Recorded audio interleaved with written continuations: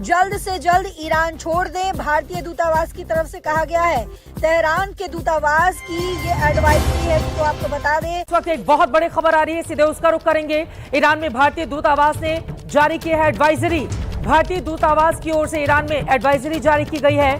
जल्द से जल्द भारतीयों को ईरान छोड़ने के निर्देश दिए गए हैं। इस वक्त जो खबरें मीडिया में चल रही हैं उसके हवाले से ईरान ने आर्जी जंगबंदी यकसर मुस्तरद कर दी है और उन्होंने कहा है, अपने मुतालबात की फहरिस्त भी ईरान ने पेश की है इस्लामाबाद अकॉर्ड के बाद, और उन्होंने ये कहा है कि आर्जी जंगबंदी कोई नहीं है, मुकम्मल जंगबंदी होनी चाहिए, मुकम्मल खात्मा होना चाहिए। ईरानी मीडिया की तवज्जो से हमें खबर मिल रही है। अहमद अवैस साहब, ईरान इस वक्त आपको लगता नहीं कि थोड़ा अनरीजनेबल हुआ हुआ है?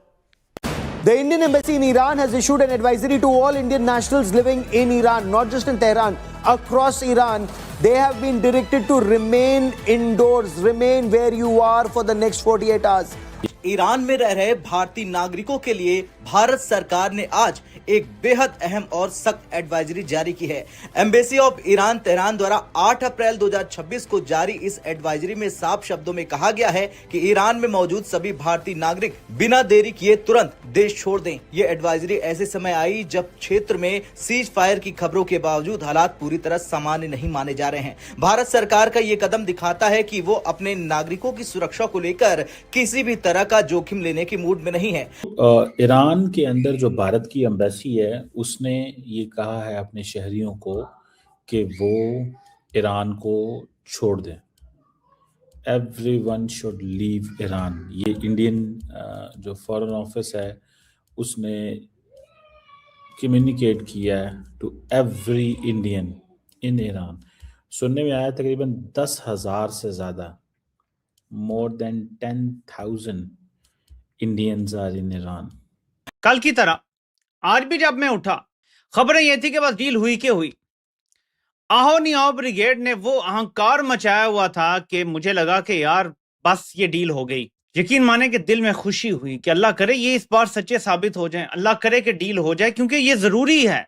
पाकिस्तान कोशिश नहीं कर रहा, सिर्फ ये बात ज़हन में रखें।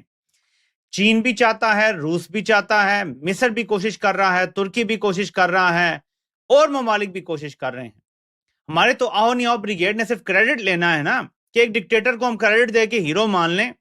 असल में बहुत सारे ममालिक कोशिश कर रहे हैं, क्योंकि जिस तरह की तबाही आने का चांस है वो अनप्रेसिडेंटेड है। एटमी हमलों से वो नहीं हो सकता जो खुदा ना खास्ता ये जंग बढ़ जाती है तो हो जाएगा। अब एडवाइजरी में क्या कहा गया है ये जान लीजिए। दरअसल में कहा गया है कि ईरान में मौजूद सभी भारतीय नागरिकों को जितनी जल्दी हो सके देश छोड़ने की सलाह दी गई है। नागरिकों को वाणिज्य उड़ानों और अन्य उपलब्ध परिवहन साधनों का उपयोग करने के लिए कहा गया है। बिना दूतावास की अनुमति के किसी भी अंतर्राष्ट्रीय सीमा की ओर जाने से मना किया गया है। आपातकालीन संपर्क नंबर और ईमेल भी जारी किए गए हैं ताकि जरूरत पड़ने पर मदद मिल सके।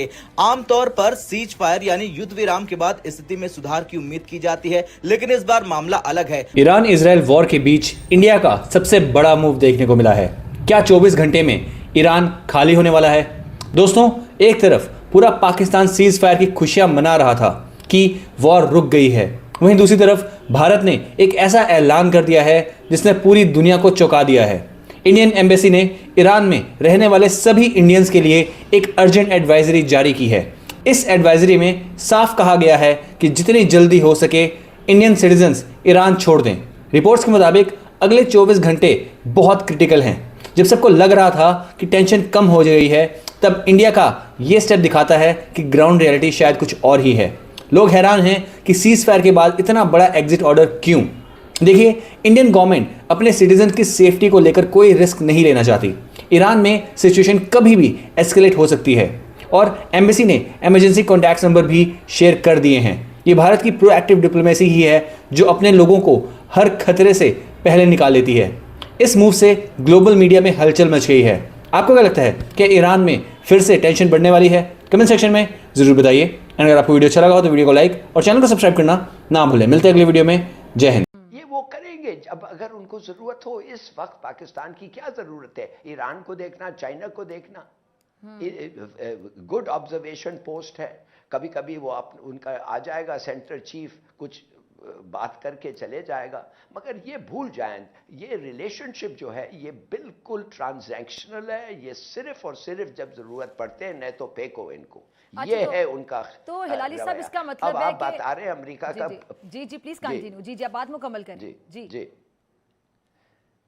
मैं सिर्फ ये कह रहा हूं, आप कह रहे हैं कि अमेरिका का बात, देखिए America century is over, America का टाइम गुजर गया है। उसकी इकोनॉमी भी अभी चीन के बाद it is second to China.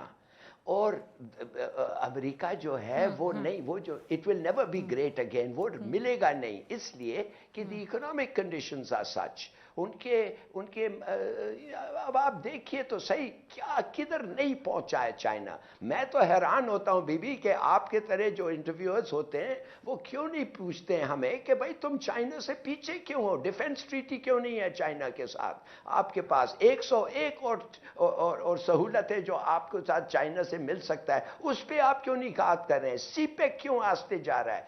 हम तो खुशकिस्मत हैं कि we are next to China. हमारा क्या नहीं चाइना कर सकता है। My god, industrial we are, ये तो एक खुदा का एक व्हाट शैल आई से गिफ्ट है कि he situated as next to the rising hyper power, not a super power, a hyper power. हाँ, क्या हम उसका फायदा ले रहे? नहीं, बस अमेरिका में, बस हमारे घर हैं अमेरिका में, तो अमेरिका जाओ भाई, क्या जरूरत है अमेरिका के भागने के पीछे। अब आप देखिए क्या क्या लोग कह रहे हैं कि हमें इस्तेमाल करेंगे ईरान के खिलाफ। वो कह रहे हैं कि वो पता नहीं कोई एक आ गया है यूट्यूब पे कि सीस्तान बलोचिस्तान चाइना अमेरिका चाहता है ईरान से ले, और हमें कह रहा है जाके तुम हमें मदद करो। अगर ऐसी बातें फैली, I mean if I don't know ये क्यों लोग कहते हैं, मैं नहीं समझता ये सच बात है। ठीक है जी हिलाली साहब, मगर इट शोज अमेरिका का क्या डायरेक्शन है। और जब आप इस्तेमाल आएंगे वो पूछेंगे, वो करेंगे, आपको खरीदेंगे आपको। लेकिन फिर उसके बाद आओ नहीं आओ ब्रिगेड हमेशा की तरह ज्यादा जल्दबाज साबित होती है। खबर आती है कि अमेरिका और नेतन्याहू ने कितना बड़ा धोखा दिया है ईरान को। इधर राब्ते उधर राब्ते, जंगबंदी। अमेरिका ने के ऊपर भी शायद अरब ममालिक ने कोई बातचीत करके कहा होगा कि ये तो मामला गलत दूसरी तरफ जा रहे हैं। फिर सुबह खबरें उड़ाई गई जी कि ईरान के ना 10 जो मुतालबात हैं सारे अमेरिका मानने के लिए तैयार हो गया है। और ये सब कुछ जो है ना, ये हमारे मीर जाफर ने कर दिया। मीर जाफर इतना तेज हो गया है कि उसने अमेरिका को सारे मुतालबात ईरान के मनवा लिए हैं। ये हमें खबरें बताएंगी। अब ज़ाहिर मीर जाफर ने तो नहीं करना, अगर ये कभी होना भी है तो ममालिक ने करना है, जो बड़े ममालिक हैं जिन्होंने गारंटी देनी है। कासिद ये काम नहीं कर सकता, ये काम वो ममालिक कर सकते हैं जिनकी गारंटी किसी को काबिल कबूल होगी। दोस्तों, ईरान के अंदर जो भारत की एम्बेसी है उसने ये कहा है अपने शहरियों को कि वो ईरान को छोड़ दें। Everyone should leave Iran. ये इंडियन जो फॉरेन ऑफिस है उसने कम्युनिकेट किया है to every Indian in Iran. सुनने में आया तकरीबन 10,000 से ज़्यादा, more than 10,000 Indians are in Iran। इसका मतलब क्या है? इसका मतलब यह है कि जैसे सिचुएशन पैदा हुई थी यूक्रेन के अंदर, ऐसी सिचुएशन पैदा हो रही है। और इंडियंस ये महसूस कर रहे हैं कि अमेरिकन्स आर